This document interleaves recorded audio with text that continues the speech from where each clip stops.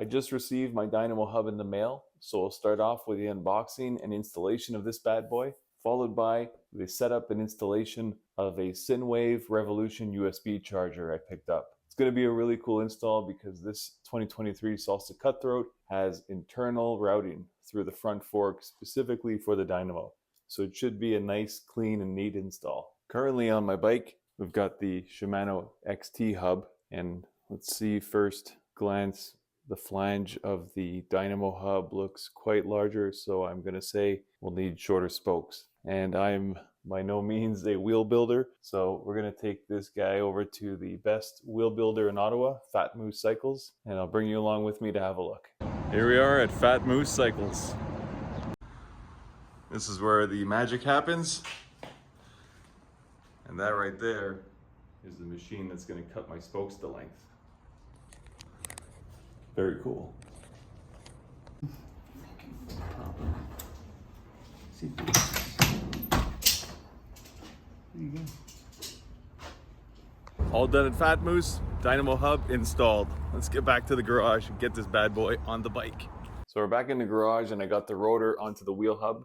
Before we install the wheel though, we're going to take advantage of it being off the bike, having complete access to the front fork and the internal routing for that Dynamo cable to run through, and set that up. Inside the Sinewave box, you get the USB charger, some instructions, and it looks like a tie wrap. There's a mount on the back of the USB charger to run the tie wrap through to mount to your frame. And the last thing to note is that the cable is permanently attached to the USB charger. Something that might be important to know in case you were planning on storing this inside of a top tube bag or a frame bag. So the Sinewave Revolution will be connected to the Dynamo Hub, and it'll insert into the internal routing channel right here. It'll run up the fork, come out the other side right here. I was planning on maybe keeping it inside of my top tube bag, but as I mentioned, the wire is permanently affixed to the unit, and I'd have to make a pretty big hole if ever I wanted to remove the unit without having to detach it from the hub, remove the connector, and pull the wiring out of the fork. So I'm going to choose to mount it outside of the bag. It says it's completely waterproof. I'll have to trust them on that, and I'll mount it somewhere around here. On closer examination, I'm going to go with installing it right underneath my aero bar. USB port is easily accessible and in very close proximity to the mount where I keep my phone or bike computer in between the aero bars.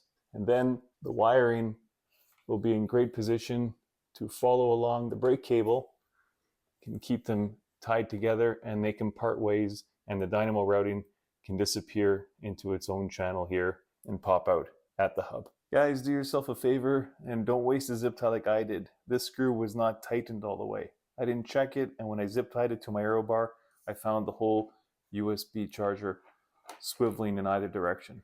Now that it's tightened, the thing ain't budging, and it'll stay where I place it. Also, don't waste a second zip tie like I just did, and not put any tape down around the place you're going to zip tie to, because the zip tie just slides back and forth, causing the USB charger to move a whole lot.